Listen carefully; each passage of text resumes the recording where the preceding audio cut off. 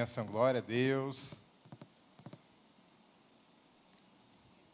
Quem está feliz, dá um glória a Deus. Quem vai ficar mais feliz, dá aleluia. Glória a Deus, glória a Deus. Pedi para você levantar suas mãos. A palavra fala para que os homens levantem as suas mãos e orem, sem contendas nem dúvidas. Levante suas mãos e comece a fazer uma oração, para que o Senhor fale contigo, para que Ele esteja conduzindo cada palavra que você vai ouvir, que vai entrar no seu coração, e que você possa ter entendimento, iluminação, para viver tudo aquilo que Deus tem para você. Viver todos os planos e os sonhos que Deus tem para a sua vida. Senhor, muito obrigado, porque nós somos teus. Muito obrigado, Senhor, porque nós podemos dizer que nós pertencemos ao único e verdadeiro Deus. Senhor, nós te agradecemos pelo privilégio de ter Jesus como nosso Senhor e Salvador, como nosso irmão mais velho, e ter o Espírito Santo que nos conduz na verdade, que nos ensina sobre todas as coisas. Senhor, nessa manhã nós queremos nos consagrar a Ti mais uma vez. Nós queremos nos apresentar a Ti, Senhor. E nós queremos, Senhor, ter um encontro contigo, por meio da Tua palavra, da Tua revelação, do Teu Espírito. Senhor, encha-nos da Tua presença, encha-nos de alegria, encha-nos, Senhor, de tudo aquilo que vem do alto, porque toda boa dádiva e todo dom perfeito vem dos céus. Nós queremos tudo o que tem nos céus para as nossas vidas. Senhor, nessa manhã nós pedimos que o Senhor esteja nos dando espírito de sabedoria e revelação para ter um pleno conhecimento de Ti. E, Senhor, ilumina os olhos do nosso coração, Senhor, para que nós possamos conhecer a suprema grandeza do poder de Deus que opera em nossas vidas. Senhor, conduza cada palavra aqui, cada coração, e que o nome do Senhor Jesus seja glorificado. Assim nós oramos o nome santo do Senhor Jesus. Amém. Glória a Deus. Pode sentar.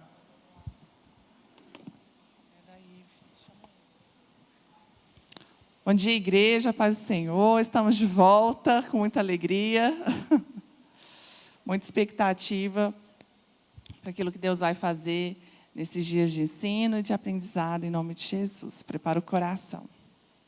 Ive, faz um favor aqui. Queridos, nossa primeira EBD de 2023, nós vamos passar por muitas coisas aqui, depois a gente vai falar do livro.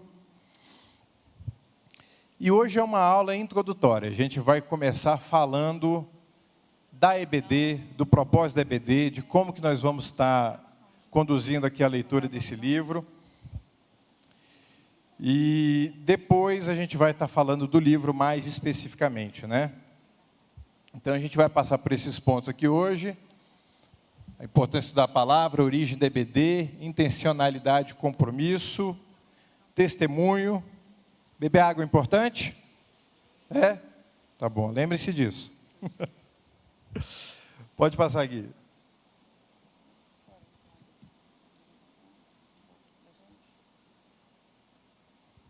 Tá. Primeira pergunta aqui que eu queria deixar para vocês é: o que é a verdade? Essa pergunta, Pôncio Pilatos fez para Jesus, quando Jesus estava sendo entregue para ser morto. E falou assim: o que é a verdade? E essa é uma pergunta que todo mundo busca. Essa é uma pergunta da humanidade. As pessoas querem saber o que é autêntico, o que é verdadeiro. Porque existem muitas informações. Existem muitas pessoas apontando o caminho, muitas pessoas com solução para tudo. Hoje em dia, você abre o Instagram, você acha 20 soluções para um problema que você nem sabia que existia. É impressionante. Todo mundo arranjou um jeito único de fazer uma coisa que a humanidade faz há séculos. Mas assim, é cheio de solução. Mas aquela dúvida, né? Sempre tem um arrasta para cima no final. E aí? Quando eu for arrastar para cima e pagar os 17, 27, 97, 107, 127, 197 reais, porque agora acaba com 7, né? Antigamente era 99 centavos, agora tem que ser 7. É o número mágico, né? Será que aquilo é verdade? Será que aquilo vai realmente entregar o que está prometendo? Essa é uma dúvida que a gente tem muitas vezes, né? O que é a verdade? O que é uma coisa autêntica? O ser humano ele procura coisas verdadeiras, ele procura coisas autênticas. E na EBD nós vamos estar falando sobre isso, nós vamos estar falando sobre a verdade, como discernir a verdade, como viver a verdade. Para quem não me conhece, eu sou o Tiago, sou pastor aqui na Lagoinha, e já estou com, nossa, hoje é dia de batismo, 20 anos, fazer 20 anos que eu me converti, que eu me batizei. Por mais que eu tenha sido criado, nascido e criado num lar de evangélicos, eu só fui me converter com 21 anos de idade, né? Porque o fato de você estar na igreja não quer dizer que você se torna um cristão. É muito mais fácil, mas nem sempre acontece assim, né?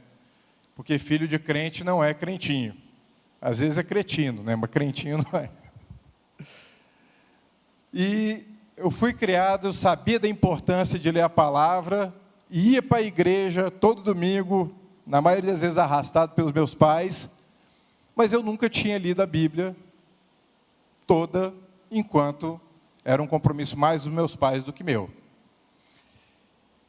E a gente vai falar hoje porque estudar a Bíblia tem que ser um compromisso pessoal nosso, não pode ser algo imposto, não pode ser alguma coisa que alguém te impõe. Você tem que ter um entendimento de como que isso é precioso e importante para a sua vida.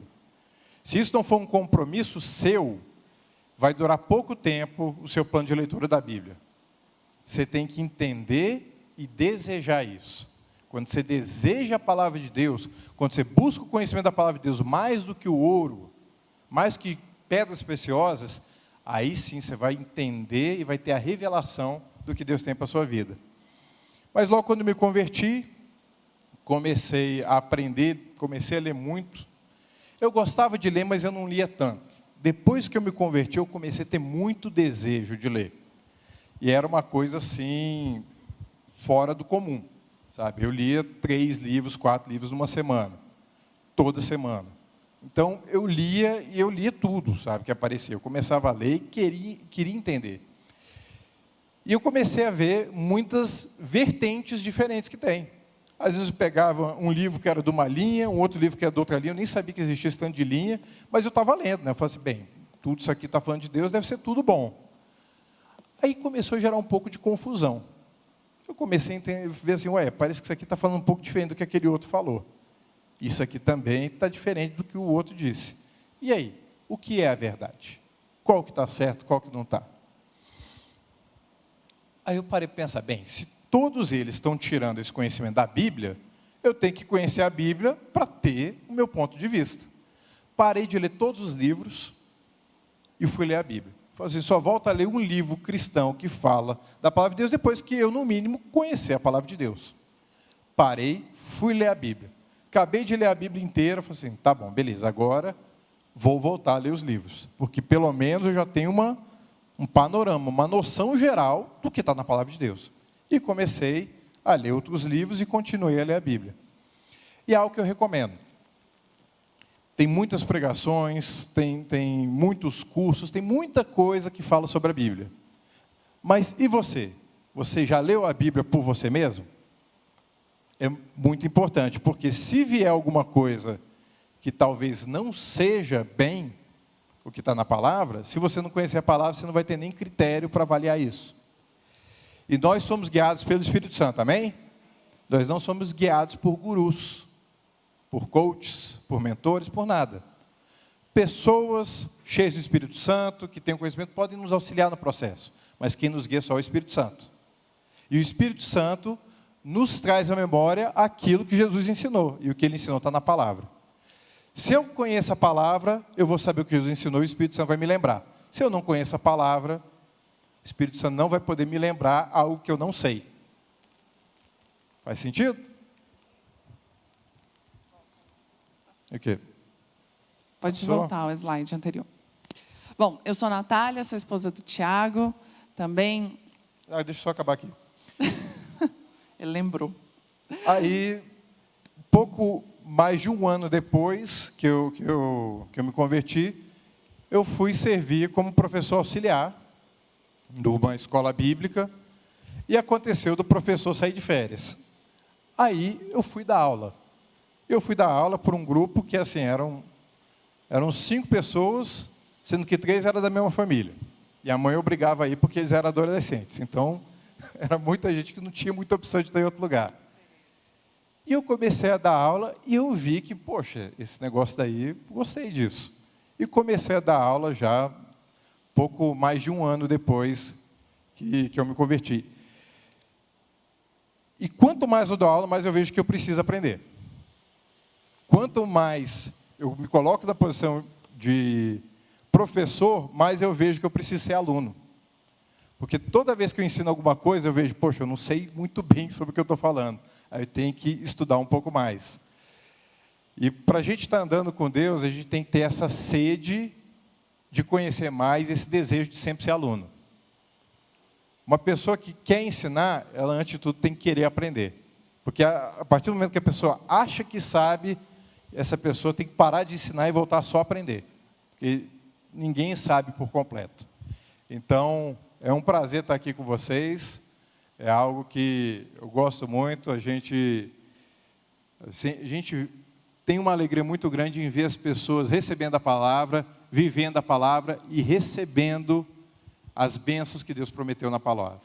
Então, nosso desejo aqui na EBD é que vocês cresçam. Vocês cresçam de uma forma extraordinária, de todas as formas possíveis. Porque Deus é poderoso para fazer muito mais do que tudo que nós pedimos ou pensamos. Amém? Então, eu sou Natália, sou esposa do Tiago, né? Nós servimos aqui na Lagoinha desde o comecinho. E ano passado veio, né, o desafio da gente começar a Escola Bíblica Dominical. E a gente recebeu isso com grande privilégio e muita alegria também. E eu aceitei Jesus, eu era muito pequena na igreja, dos meus 6 para 7 anos. Foi quando eu conscientemente levantei as minhas mãos, falei que eu queria entregar meu coração para Jesus e viver para Ele. Fui a primeira da minha casa, eu ia para a igreja com as minhas tias. Logo depois que eu fui, minha irmã começou a ir também. Minha mãe, logo depois, se converteu. E minha mãe viveu uma transformação de vida muito intensa. Minha mãe bebia muito, fumava muito, tinha uma vida assim, totalmente desregrada, mesmo com a gente pequena. Ela se separou, a gente ainda era pequena. Então, a nossa vida era muito sem rumo, apesar de eu ter poucas memórias, porque eu era muito criança. E quando minha mãe se converteu, eu tinha ali para os meus 8 para 9 anos, a nossa vida realmente foi transformada, né? Ela foi liberta do pecado, ela nasceu de novo. Então, a gente começou a frequentar a igreja. E eu frequentei a igreja, comecei a servir desde pequenininha, né? Já servia ali no Kids com os meus 10, 11 anos. E fomos vivendo essa rotina de igreja, de frequentar e tudo. Lá para os meus 14, 15 anos, eu comecei a dar uma debandada, né? Comecei a ter amigos fora, querer conhecer o mundo, e foi um momento de transição de igreja. A gente saiu da igreja que a gente congregava, minha mãe foi para outra. Nessa transição, eu e minha irmã, a gente acabou se perdendo ali e começou a viver uma vida muito mais de fachada. Quando eu tinha os meus 16 anos, estava na véspera de fazer 17, eu fui para um encontro, né, reencontrei um amigo na igreja, ele ficou ali, nos apoiou, fui para o encontro e ali eu decidi voltar para Jesus e me firmar. Foi lá que eu conheci o Tiago, né, nessa idade, e conheci um grupo de pessoas que cresciam juntos na palavra, né, era um discipulado. Nessa idade não, eu já tinha 19 anos, tá, gente? Não, quando a gente 16, começou não. a namorar, quando eu te conheci, eu tinha 17. Aí, a gente começou a namorar com 19, calma, gente. Casamos cedo também. E foi a primeira vez na minha vida que eu conheci pessoas que levavam a Bíblia a sério. Quando eu conheci o Tiago, conheci esse grupo, eu comecei a ver que tudo era voltado para a palavra. A vida era inserida na palavra. A Bíblia não era só uma coisa que a gente lia na igreja, não era só uma coisa que a gente citava de vez em quando. Todo esse tempo que eu vivi na igreja, eu fui ensinada a ter comportamentos cristãos, né? Eu sabia o que eu podia e o que eu não podia fazer, eu sabia o que era aceitável e o que não era aceitável fazer. Apesar de, quando está fora da igreja, em alguns momentos, a gente dava uma relaxada, né? Que negócio, hoje você esquece que você é crente, dá uma relaxada, não precisa ser tão sério. E, de repente, eu comecei a conviver com pessoas que levavam tudo a sério, que levavam um troco da padaria a sério, que levavam pegar uma balinha e comer antes e dar graças. Tinha um compromisso com Deus. E eu falei assim, nossa, então tem alguma coisa. E foi quando eu comecei a me interessar mais pela pela Bíblia, de conhecer, de saber o que estava lá, o que tinha lá que era para mim, não era só uma história. E timidamente eu fui ali lendo, conhecendo, buscando, mas algo ainda muito superficial, sabe? Não tinha um compromisso com aquilo. A gente começou a fazer alguns cursos na igreja, tinha lá o período de leitura bíblica, mas não tinha um aprofundamento. E assim fomos seguindo. A gente teve que se mudar um período, ficamos uns períodos aí de transição também, quando mudamos para São Paulo, e eu comecei a buscar, porque já não tinha mais esse amparo, né, de discipulado, de um pastor por perto. Comecei a buscar em casa, mas nada ainda muito profundo. Nós voltamos para Brasília no período da pandemia, e aí se eu olhasse para mim e falar, nossa, sabe muito de Bíblia, né, conhecia muito da palavra, mas nunca tinha ido profundo do tanto que eu sabia que Deus esperava de mim. E durante a pandemia, todo mundo em casa, a gente continuou congregando na nossa igreja, em São Paulo online, estava todo mundo online mesmo. E eu convivi um tempo com uma tia que ela estava passando um problema muito difícil, ela tinha tido o filho dela tinha sido preso. E eu comecei a perceber que ali eu tinha uma oportunidade de semear a palavra. E eu falei, tia, vamos reunir uma vez por semana para ler a Bíblia? Eu leio, a gente se explica, eu te explico como é que é e tudo, e ela topou. Depois minha sogra começou a enfrentar algumas situações, eu convidei minha sogra a participar. Era um grupo online, uma vez por semana, a gente lia um capítulo da Bíblia. E, de repente, eu fui lembrando de pessoas, Deus foi trazendo pessoas à minha memória, e surgiu um grupo que se chamava Mulheres na Palavra, durante a pandemia. E, durante a pandemia, a gente ficava estudando, e ali foi quando eu fui ver que a Bíblia é extremamente profunda. E Deus foi revelando muitas coisas. Então, foi um momento da minha vida que eu peguei a palavra e eu não aceitava sair de um versículo sem entender o que aquele versículo queria dizer. Eu perguntava, por que está essa planta? Por que está usando esse animal como exemplo? Por que esse lugar foi relevante ser citado? E tudo foi se abrindo diante dos meus olhos. E aí eu comecei a ver realmente o direcionamento de Deus nessa parte do ensino, nessa parte de conhecer mais profundamente a palavra. E é importante quando a gente começa a perguntar e conversar com a Bíblia. Fala assim, o que isso está falando comigo, por que está aqui, em qual contexto que isso foi escrito. Quando a Natália começou esse grupo de estudo, ela começava a mergulhar, e às vezes ela ficava muito tempo num capítulo, e ia e via, e queria saber o que estava lá no grego, queria saber o que estava no equivalente no outro evangelho, e juntava o texto, qual que era o contexto, onde que eles estavam, então eles saíram daqui, foram para cá, por que eles saíram daqui, não fizeram esse caminho, fizeram esse outro caminho. E quando você começa a conversar e tem intimidade com a palavra, aí o seu nível de conhecimento vai crescendo muito mais. Pode passar a propósito. Isso. E aqui? Quem aqui conhece vestido? Uma pergunta, gente. Qual cor que você enxerga aqui? Pronto, deixa aí. Vai, gente, eu quero saber, porque lá em casa Quem aqui tem está enxergando azul e preto, levanta a mão. Quem aqui está enxergando branco e dourado, levanta a mão. Maioria, lógico. Eu já falei, é branco e dourado, gente. E aí, gente? E agora? De novo. Quem aqui não consegue de forma alguma enxergar nada de azul? Levanta a mão.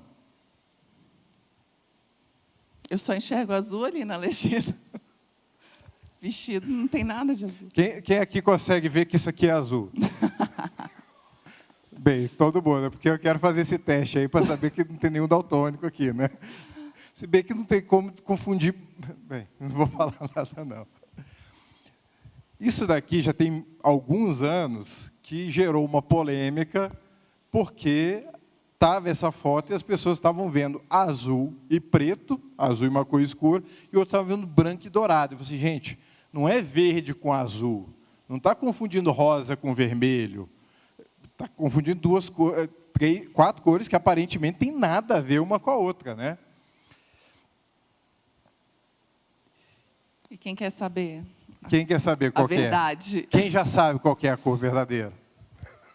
Quem aqui só enxergou a cor verdadeira depois que ficou sabendo qual que era? Não, mas pouca gente sabe a cor verdadeira. É porque eu tenho uma dificuldade aqui, gente. Eu nunca, em hipótese alguma, consegui ver branco aqui. Para mim sempre é azul. Mas assim, qualquer ângulo que eu vejo azul. Na melhor das hipóteses, se estiver muito estourada, eu vejo que é um azul muito clarinho, refletindo uma cor. Mas assim, eu não consigo de forma alguma ver branco. Inclusive, para mim é a mesma cor do slide. Quem está vendo a mesma cor do slide? Olha para o lado, gente, estou falando sério. É a mesma tonalidade do slide. Olha ali, amor, só para você entender o meu conflito. Depois eu vou encaminhar todos vocês para RH, vocês estão com... A gente tem um fenômeno aqui também, que é o Márcio, né? Que ele conseguiu enxergar uma cor. E depois viu depois outra. que a gente falou a verdade para ele, ele enxergou a outra cor. Aí ele ficou em crise. Não, ele acertou e depois que a gente só acerta que ele errou. Pode passar. E agora, quem está vendo azul? Levanta a mão. A cor do vestido é azul. Sempre é azul. Aquele vestido é esse. Exatamente esse. Só que a iluminação, para algumas pessoas, a pessoa consegue enxergar branco e dourado, algo refletivo, né? Pela diferença de iluminação. Mas outras pessoas enxergam azul o tempo todo, eu mesmo. Eu nunca consegui ver outra cor além do azul, e é o conflito que eu acho que algumas pessoas aqui têm, né? Como consegue confundir branco? Branco não se confunde, né? Mas isso acontece, a gente viu que não são poucas pessoas, ficou meio a meio, até mais pessoas vendo branco e dourado do que azul e preto. E esse é o ponto, né? Apenas quando nós comparamos a nossa experiência com o padrão da palavra de Deus, nós podemos discernir a verdade. Porque as nossas experiências podem nos enganar. A gente pode ter convicção de algo e aquilo não ser a verdade. Então, só quando a gente passa pelo crivo da palavra de Deus, pelo fio da palavra de Deus, que a gente consegue saber se aquilo que a gente está vivendo, aquilo que a gente foi ensinado, é verdade ou não. E para algumas pessoas pode gerar um grande conflito, que quando ela lê a palavra e começa a ter esse relacionamento com a palavra, ela às vezes vê que alguns comportamentos que ela teve muito tempo, até dentro da igreja, ensinado às vezes por cristãos, não era a verdade. Isso gera um conflito para algumas pessoas. Poxa, então o que eu estava vivendo não era verdade, eu sempre fiz isso e achava que isso agradava a Deus, mas não agrada. Por isso que é tão importante conhecer a palavra, porque a palavra é a nossa bússola. É a palavra que vai apontar o caminho certo. E quando a gente anda na palavra, a gente não erra. Jesus disse, santifica-os na verdade, a tua palavra é a verdade. Jesus é a verdade, e a palavra é a verdade. Então, conhecer a palavra é o que vai nos manter no caminho certo. Passa 2 slides? Isso, passa aí. Pronto. Sobre a EBD, gente. Qual que é a importância do ensino bíblico? Esse pastor, Antônio Gilberto, foi um pastor, escritor da CPAD, que é a Casa Publicadora da Assembleia de Deus, muito influente no meio cristão, e ele falou, o mesmo Jesus que disse, ide pregai, na mesma ocasião disse, ide e ensinai. O que é mais importante, pregar o evangelho ou ensinar a palavra? Os dois. O que é mais importante para você andar, sua perna direita ou sua perna esquerda? As duas. Se as duas não estiverem funcionando, você não vai andar bem. Se uma estiver manca, você não vai andar bem, mesmo que a outra esteja saudável. Você pode ter nascido de novo, ter uma experiência genuína de conversão, você mudou de vida. Se você não começa a conhecer a palavra, você vai andar mancando. Você não vai andar na velocidade que você poderia estar andando. Você não vai andar direito. É muito importante a pessoa nascer de novo e a pessoa, o tempo todo, ser ministrada e ensinada na palavra de Deus. A grande comissão, Jesus falou o seguinte, Jesus aproximando-se, falou-lhes, dizendo, toda autoridade me foi dada no céu e na terra. Ide, portanto, fazei discípulos de todas as nações, batizando-os em nome do Pai, do Filho e do Espírito Santo, ensinando-os a guardar todas as coisas que eu vos tenho ordenado. E eis que estou convosco todos os dias, até a consumação do século. Pode passar. Vocês estão conseguindo ler o slide? Então, algo que a gente gosta muito de deixar aqui explicado, né, sobre a EBD e o momento do culto. A gente faz questão de passar slide, passar alguns vídeos e mostrar que é diferente. O culto, ele vai ter ali a parte principal é a pregação, né? Temos o louvor, temos toda a liturgia de culto, mas a gente vai diferenciar algumas coisas. No culto, a ênfase está em anunciar a palavra de Deus. Então, anunciar a quem? A todos que estiverem aqui. Apelo para o arrependimento e salvação e conduz os pecadores a Cristo. O que tem em comum entre o ensino na escola bíblica dominical e a pregação é que tudo está visando a salvação. Seja você conquistar a salvação, seja você edificar, crescer, desenvolver a sua salvação, que é aquilo que a Bíblia fala. E qual é a ênfase de uma escola bíblica? É em explicar a palavra de Deus. Então, você vai ver que no culto, muitas vezes, não vai ficar explicando pormenores, coisas de história, às vezes só para você conseguir chegar na conclusão. Mas a EBD vai se dedicar a isso. O apelo para o aprofundamento na palavra e ensina os cristãos a carregar a cruz. Então, um está conduzindo esse caminho, outro está te ensinando a desenvolver e permanecer nesse caminho. A gente vai ver um vídeo rapidinho sobre a história da EBD. Pode passar, por favor, Gui?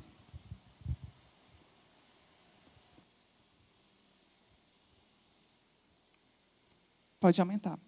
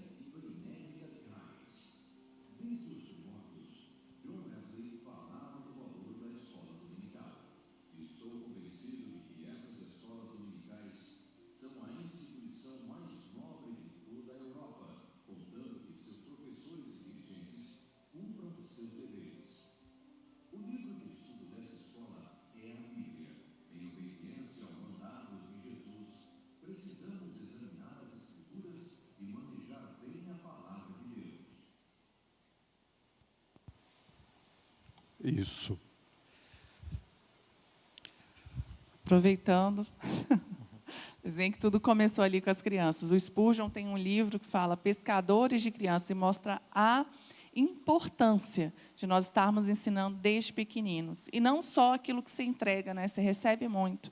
Então, nós temos o nosso Ministério Infantil, o nosso Kids, e às vezes a gente acha que a gente está lá por uma necessidade, né? Mas eu quero dizer que quem está lá é por uma oportunidade. Então, segunda-feira nós teremos curso de voluntários. Se você ainda não é voluntário, já é membro da igreja, se inscreva para servir. E se você já é voluntário e tem esse desejo, vai ficar um tempo lá no Kids, fica 1 mês servindo, fica 6 meses servindo.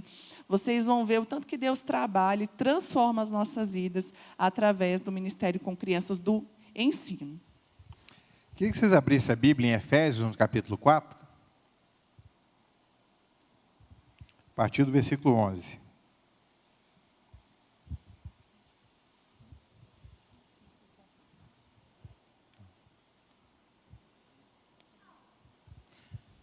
Amém? Efésios 4, a partir do 11, fala: E ele mesmo Jesus, bem, um parênteses, Toda vez que você pegar um versículo para ler e estiver fazendo alguma referência que você não entende, leia os versículos anteriores para saber ele mesmo, quem é ele? Jesus. Você vai ler os versículos anteriores, você vai estar falando do próprio Cristo. E ele mesmo concedeu uns para apóstolos, outros para profetas, outros para evangelistas e outros para pastores e mestres, com vistas ao aperfeiçoamento dos santos, para o desempenho do seu serviço, para a edificação do corpo de Cristo, até que todos cheguemos à unidade da fé e do pleno conhecimento do Filho de Deus, ao estado de uma pessoa madura, à medida da estatura da plenitude de Cristo, para que não sejamos mais como crianças, arrastados pelas ondas e levados de um lado para o outro por qualquer vento de doutrina, pela artimanha das pessoas que pela astúcia induzem ao erro. Então, quais são os propósitos que a gente tem aqui de estar estudando a palavra de Deus? Você se preparar para a obra do ministério. Você só pode ser um bom ministro se você manejar bem a palavra da verdade.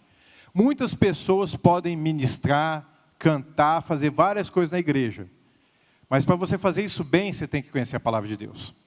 Quando a gente vai ver no Antigo Testamento, a gente vê que Deus separava sacerdotes.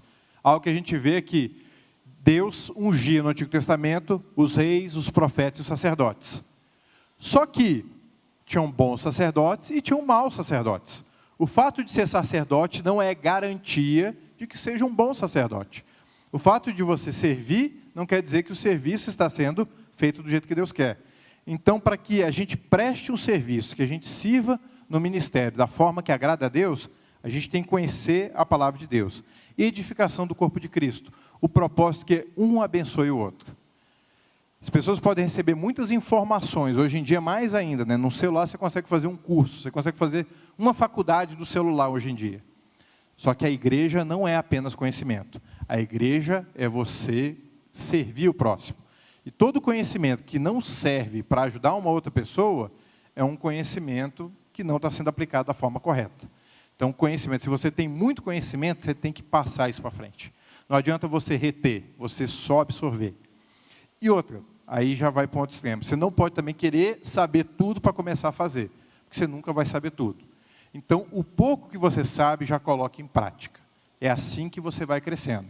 Não espere, o dia que eu formar no carisma, aí eu começo a servir. Não. Sirva enquanto você está aprendendo. Não fique parado. Vá servindo, na medida da luz que você tem, vá colocando aquilo em prática. Unidade da fé e do conhecimento de Cristo. Existem coisas que são essenciais no Evangelho. Existem coisas que não são essenciais. Outro dia eu estava vendo um pastor respondendo uma caixinha de perguntas, e falou assim, o que você acha das igrejas que são pintadas de preto e que têm iluminação? Que hoje em dia a igreja... Oxe, que chama? É? Ele falou assim, gente, isso é periférico. Se a parede está pintada de verde, de branco, de preto, o que importa é o que está sendo ensinado. Então a gente tem que saber o que é essencial e deixar as coisas periféricas com menor importância. A gente não pode gastar muito esforço e muita energia com coisas que não são centrais. E às vezes as pessoas perdem muita energia discutindo coisas que no fim das contas vai gerar salvação de quem? De nada. Então, tem uma frase da época da Reforma Protestante que falava o seguinte, nas coisas essenciais, unidade. Tem coisa que todo cristão tem que concordar. Não dá para pensar diferente. Jesus é o único caminho. Só existe um Deus, Criador de todos. A palavra de Deus é a verdade e é o nosso manual de fé e prática. Deus Pai, Deus Filho, Deus Espírito Santo, 3 em 1. A igreja é una, é uma só. Porque não é a placa que define quem é a igreja, mas o Espírito Santo morando dentro de você que define se você faz parte da igreja. Salvação eterna, a volta de Jesus, o perdão dos pecados. Tem coisas que são centrais, não dá para pensar diferente. Tem outras coisas que não são, e nessas outras coisas, falo, nas não essenciais, respeito. Tem coisas que não é essencial, cor da parede, vai usar iluminação, vai pregar de terno, de gravata, o púlpito vai ser assim, ou vai ser de madeira. Gente, isso não é essencial. Não faz muita diferença no fim das contas.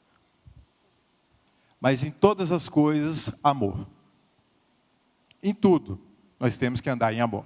Nós temos que amar quem pensa diferente, nós temos que saber dá a devida importância à pessoa, mais do que ao que ela acredita.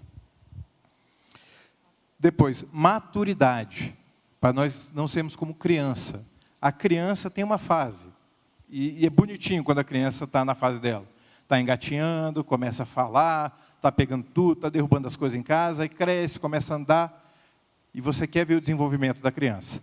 Quando você vê uma criança que não está desenvolvendo, isso gera uma preocupação.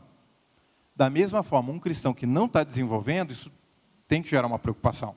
Você não pode ter esse sentimento de que você está no mesmo ponto já há 5, 6 anos.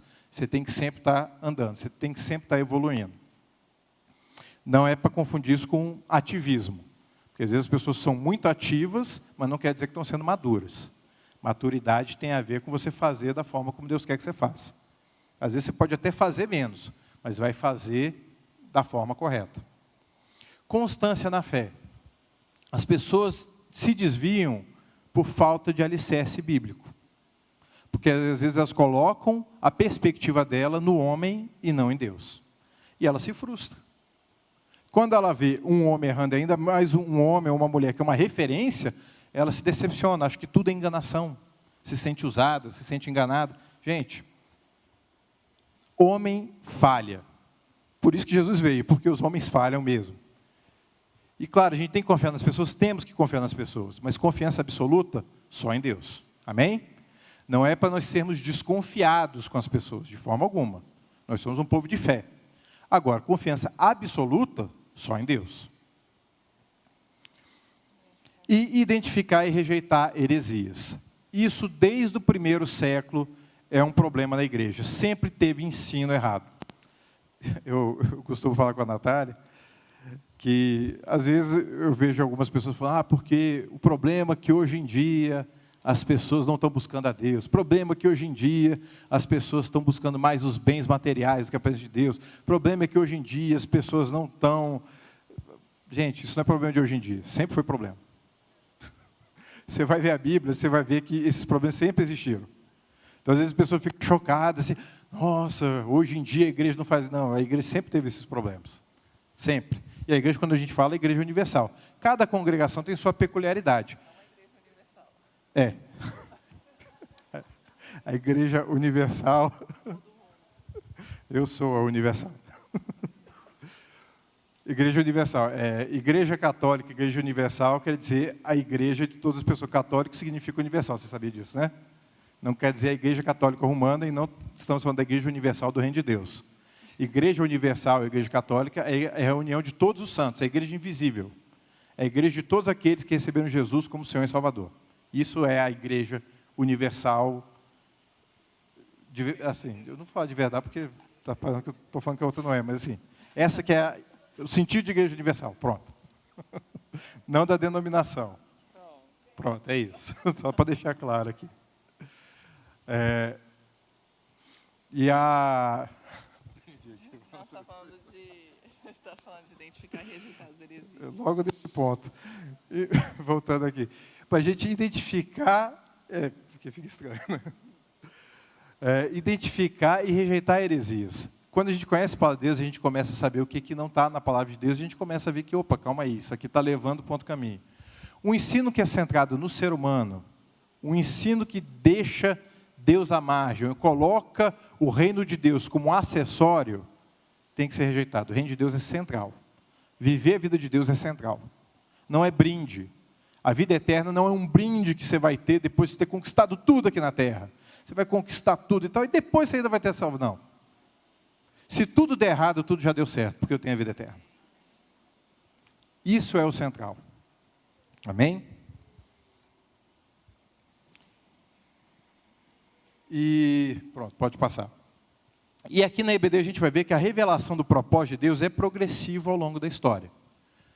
Lá de Gênesis a história vai se desenrolando. E Deus vai mostrando spoilers o tempo todo. O tempo todo Deus vai mostrando coisas que vão acontecer. A palavra de Deus é profética, ela sempre está anunciando o futuro. Mas ela vai progredindo. Tanto que quando você vai ver, o Antigo Testamento, ele tem uma revelação de Deus muito mais limitada do que no Novo Testamento. Mas tudo é palavra de Deus. Só que você tem que entender que a revelação era menor. Então, no Novo Testamento, a gente tem a revelação plena. Então, a gente tem que ler o Antigo Testamento com o filtro do Novo Testamento. Amém? Pode passar, pronto. O que vocês estão vendo aqui? O que vocês acham que representa essa imagem? Alguém?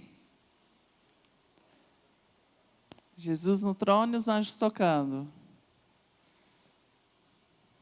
Confuso, né? Quem aqui Mas viu dá para ter Jesus uma no trono ideia. aí, ó? Só André. Por enquanto. Pode passar. É mais ou menos o Antigo e o Novo Testamento. No Antigo Testamento já estava tudo lá, mas não estava tudo encaixadinho. Não estava tudo na ordem, não estava tão claro. No Novo Testamento a gente tem a revelação completa de Jesus. O Antigo Testamento já fala de Cristo. Desde Gênesis já fala que viria o Messias. No Novo Testamento a gente vê a plenitude. Pode passar? E tanto o Antigo quanto o Novo Testamento têm que ser estudados. Algumas pessoas falam, eu vou ler só o Novo Testamento, o que é que fala de Jesus? Comece pelo Novo Testamento, eu até recomendaria isso. Mas toda a Escritura é divinamente inspirada, toda a Escritura é útil. Quando você lê na perspectiva correta, você entende que eu estou em uma outra aliança, não estou na antiga aliança, então as práticas do Antigo Testamento não são para hoje, mas os princípios são mesmos porque Deus é o mesmo, aí você consegue juntar os dois. Passar? E 2 Timóteo 3,16 fala, toda escritura é inspirada por Deus e útil para o ensino, para a repreensão, para a correção, para a educação na justiça, a fim de que o servo de Deus seja perfeito e perfeitamente habilitado para toda boa obra. Toda a Escritura é inspirada por Deus. O Antigo Testamento, desde Gênesis até Apocalipse. Tudo é palavra de Deus, tudo é útil para as nossas vidas. E é importante a gente entender que a revelação ela é progressiva, porque às vezes a gente pega um texto, se atém àquilo que a gente entendeu naquele momento e acha que aquela é a resposta. A gente, primeiro EBD aqui foi sobre escatologia. A gente falou um exemplo da marca da besta. Quem já é crente aqui mais antigo já sabe que a marca da besta já foi várias coisas, né? Já foi código de barra, já foi televisão, já foi tatuagem. Por quê? Às vezes você pega uma coisa, você acha que é aquilo e fica rígido naquilo.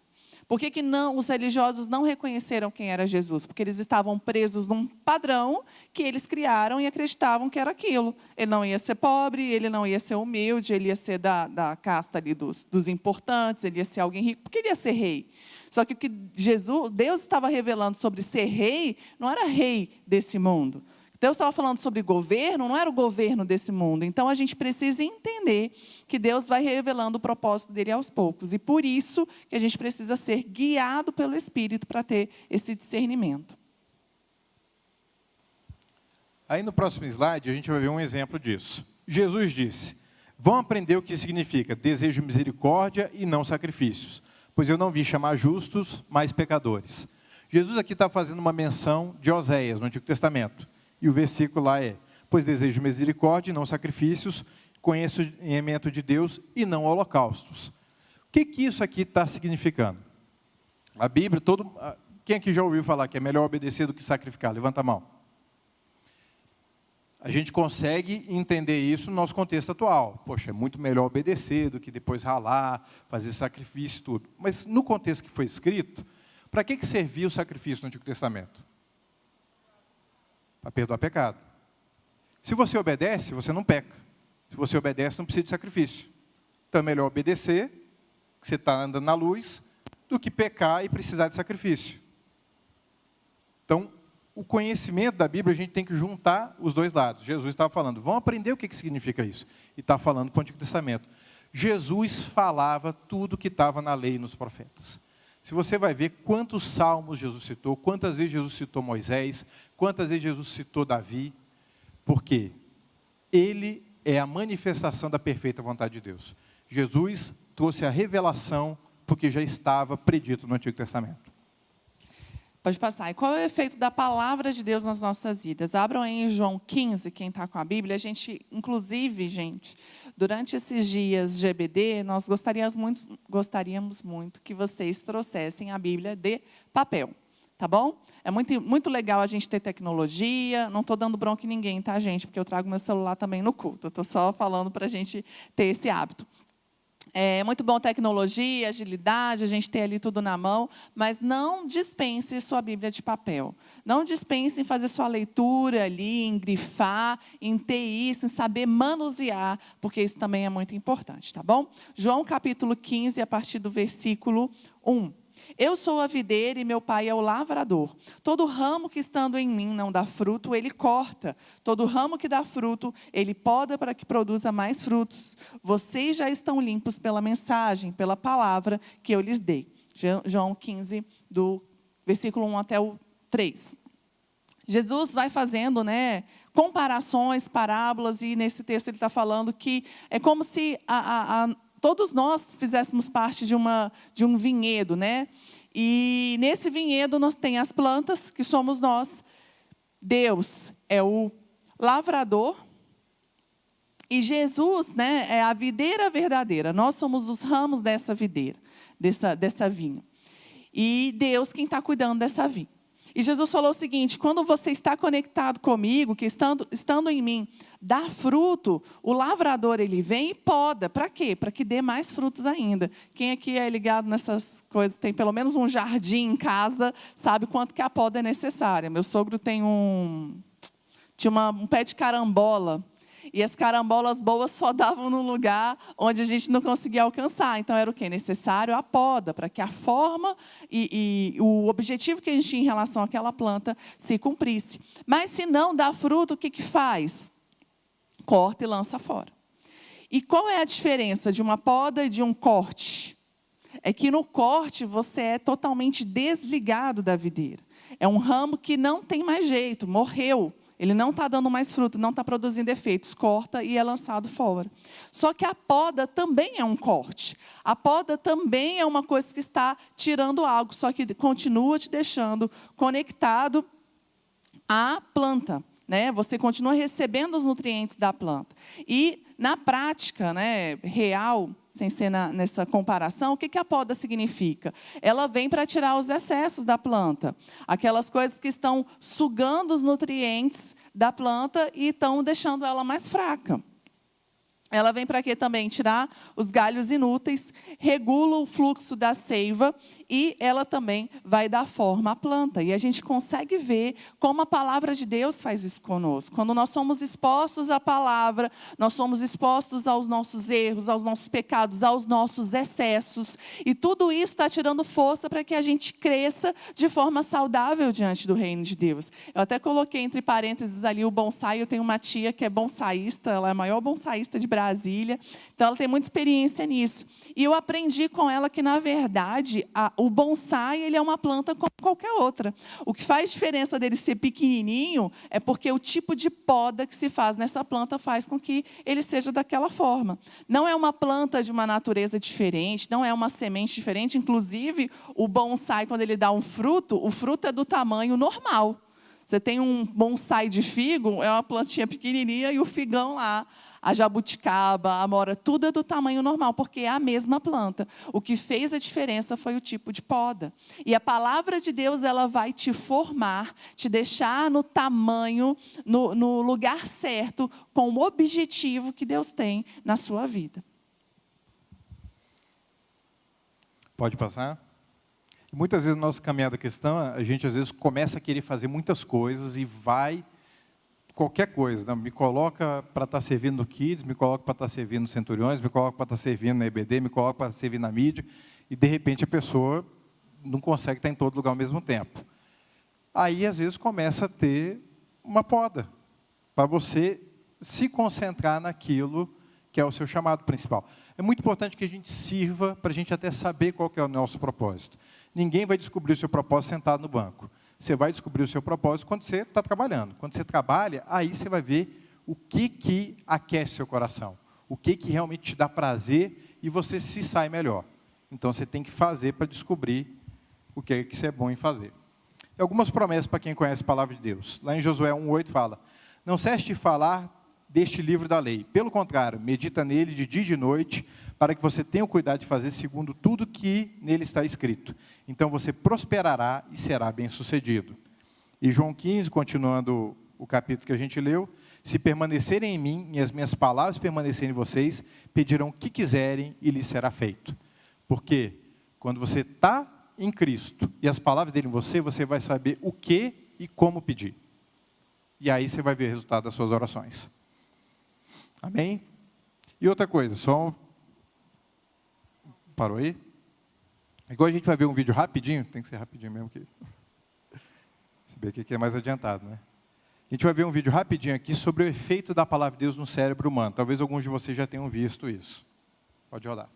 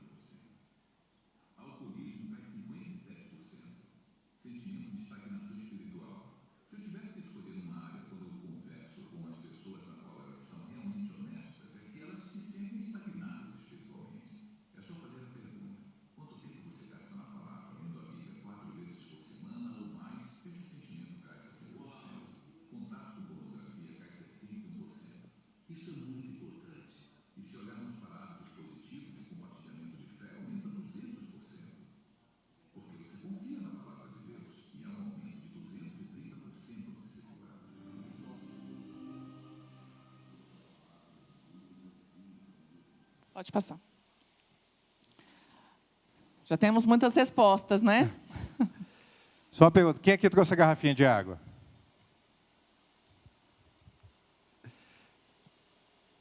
Essa aqui parece óbvio, mas levanta a mão. Quem aqui sabe que beber água é muito importante, todo dia?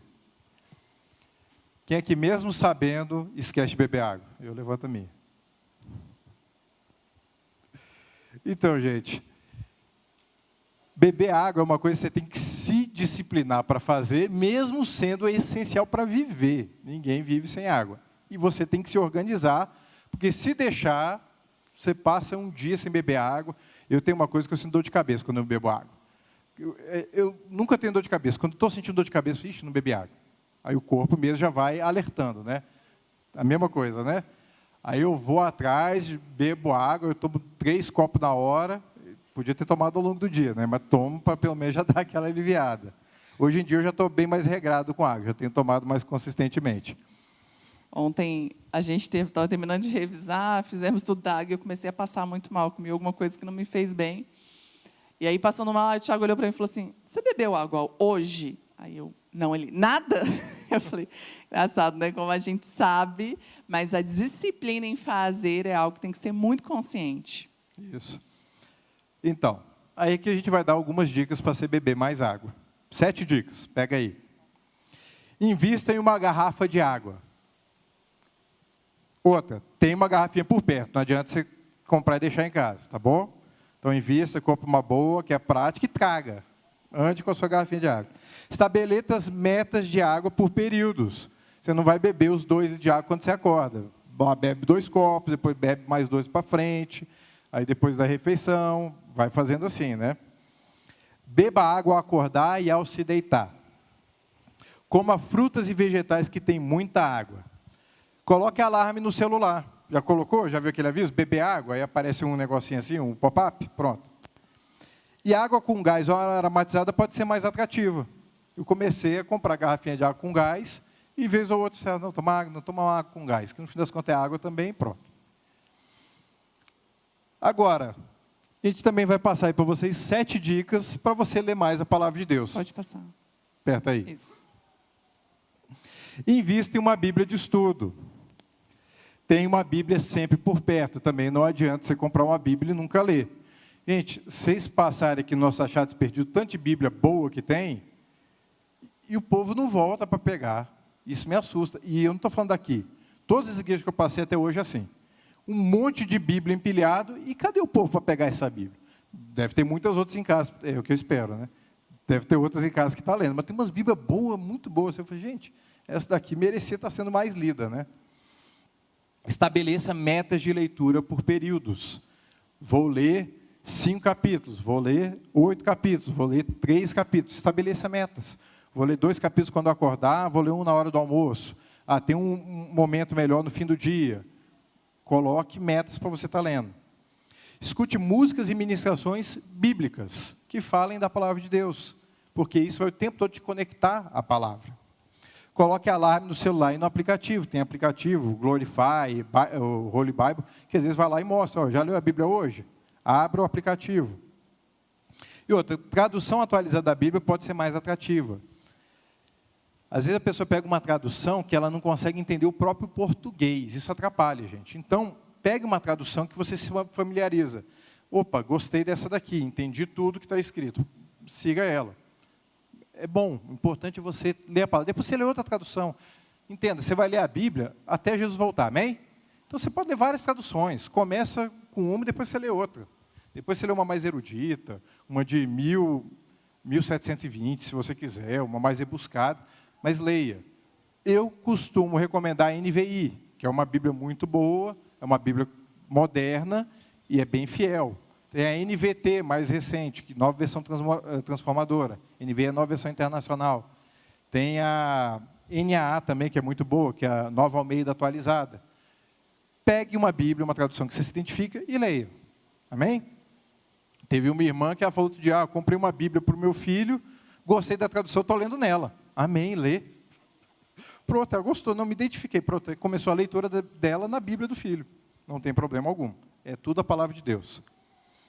E aqui em Efésios 5, 25 e 26 fala, porque Cristo amou a igreja e se entregou por ela, para que a santificasse, tendo-a purificado por meio da lavagem de água pela palavra. Então, quando a gente está falando da palavra de Deus e da água, não é por acaso. A mesma função que a água tem para a nossa vida natural, a palavra de Deus tem para a nossa vida espiritual. A água nos alimenta, a palavra de Deus nos alimenta. A água nos limpa, a palavra de Deus nos limpa. Da mesma forma que a água é essencial, sem a água a gente não vive, sem a palavra de Deus a gente não vive espiritualmente. Pode passar. Mais um aqui, o último vídeo, bem curtinho.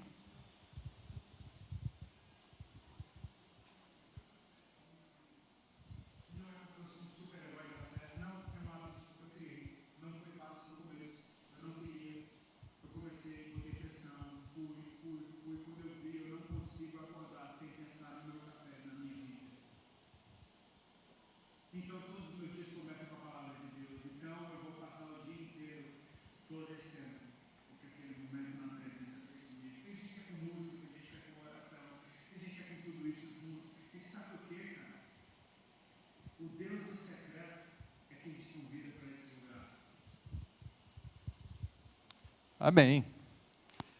Então, para a gente ser consistente, a gente tem que ter rotina, é importante você se organizar para ler a Bíblia, investir no conhecimento da palavra, perseverar em conhecer a Deus pela palavra. O conhecimento a Deus é pela oração e pela palavra. Você tem que conhecer a Deus dessas duas formas e praticar o que aprendeu rapidamente.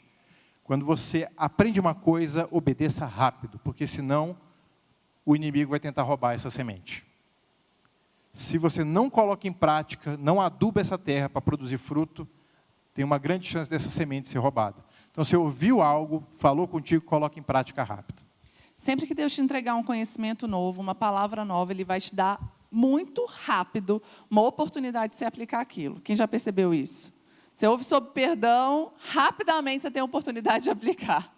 Você ouve sobre verdade, não mentir, rapidamente você tem uma oportunidade de aplicar. E aquilo ali é como se fosse uma prova. Se você, naquele momento, rejeita aquilo, você está produzindo como se fosse uma carcaça em você. Porque a sua mente acha que você aprendeu, só que a gente nunca aprende algo enquanto a gente não é capaz de reproduzir esse algo. Então, você aprende, né? Você conhece, você não aplica, você acha que sabe, mas na verdade você não sabe. E a próxima vez que alguém vier te ensinar sobre verdade, você vai falar assim, eu já ouvi sobre isso, eu já sei. Só que na verdade você não sabe, você só vai saber de verdade quando você parar de mentir. Então, coloque em prática. Vocês vão receber coisas e Deus vai dar oportunidade. Saiba que é Deus que está trazendo aquilo para solidificar aquele conhecimento, aquela palavra no seu coração. E falando mais especificamente do que nós vamos tratar nessa EBD, a gente vai falar desse livro aqui, que é Para Entender a Bíblia, do John Stott. Quem aqui já conhecia esse autor? Só levanta a mão aí. Poucas pessoas. John Stott foi um dos mais influentes pregadores do século passado e desse século. Esse outro senhor aqui vocês conhecem, né? Billy Graham? Billy Graham? Então, eles eram muito amigos. John Stott, ele é inglês. Ele faleceu em 2011, né, tem pouco mais de 10 anos. Escreveu mais de 40 títulos. É assim, fantástica a obra dele. Eu já li alguns, é muito bom. Porque é profundo e é claro, sabe? Você consegue entender tudo que ele está escrevendo, ele vai numa profundidade sem parecer complexo. Ele destrincha o conhecimento. É muito gostoso ler o livro dele. Você vai virando as páginas, você nem sente. E o Pacto de Lausanne. Ele foi um dos idealizadores do Pacto de Lausanne.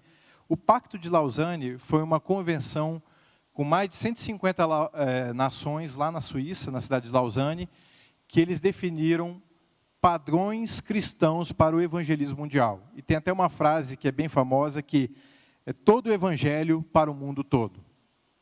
O evangelho todo para todas as nações. Nós temos que pregar a plenitude do evangelho.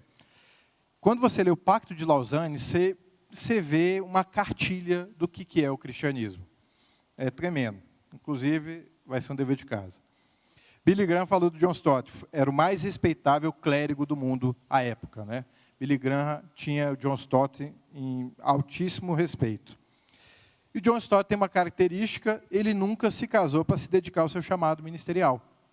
Então, ele falou, se eu tivesse uma família, eu talvez não pudesse ter me empenhado tanto para viajar, para ministrar as nações como eu fiz. Então, foi uma pessoa que dedicou a vida dele toda ao Evangelho. E nós vamos estar lendo esse livro. Inclusive, nós esgotamos os livros lá na editora. Acabaram os livros lá da editora. A gente está procurando mais comédia. É um livro que assim, é muito bom, mas parece sair de catálogo, né? A gente falou, arranja mais aí que a gente quer distribuir para todo mundo da igreja. A gente tentou ver se a nossa livraria conseguia, não conseguiu. Então, lá no grupo do WhatsApp, a gente está fazendo uma lista dos interessados. Quem ainda não está no grupo do WhatsApp, entra lá no Instagram da EBD, clica lá no link da bio, aí você vai acessar o grupo do WhatsApp, você vai acompanhar o que a gente vai falando lá, as nossas postagens. E o último versículo aqui.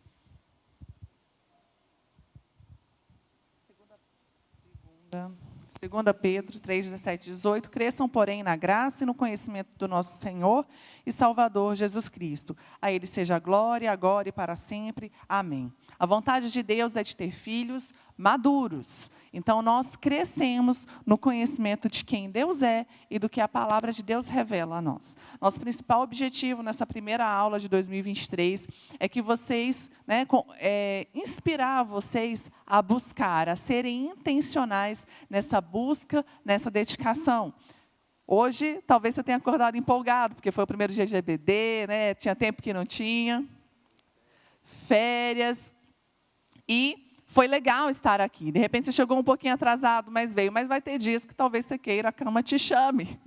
Vai ter dias que vai estar chovendo. Mas tudo vai ser reflexo de uma decisão que você já tomou. Eu tomei uma decisão em 2009 de me casar e ter uma aliança eterna. Eu não fico decidindo isso todo dia. Eu decidi uma vez e está decidido. Então, decida buscar a Deus, decida conhecer e tenha um compromisso com isso. Isso não vai ser natural na maioria das vezes, não vai ser automático na maioria das vezes. Vai ser resultado de um compromisso e de uma intencionalidade sua de estar aqui conhecendo, de estar continuando se dedicando durante a sua semana. Nós temos até o caso de uma irmã que ela trabalha muito, ela tem 2 empregos, tem 3 filhos pequenos, e ela de família cristã, mas ela, na pandemia, tudo mudou de cidade, ela não estava congregando. Ela decidiu estar congregando aqui com a gente, falou assim, eu tenho que ir para um GC. E ela, às vezes, depois de uma jornada extensa de trabalho, falou assim, eu tenho que ir.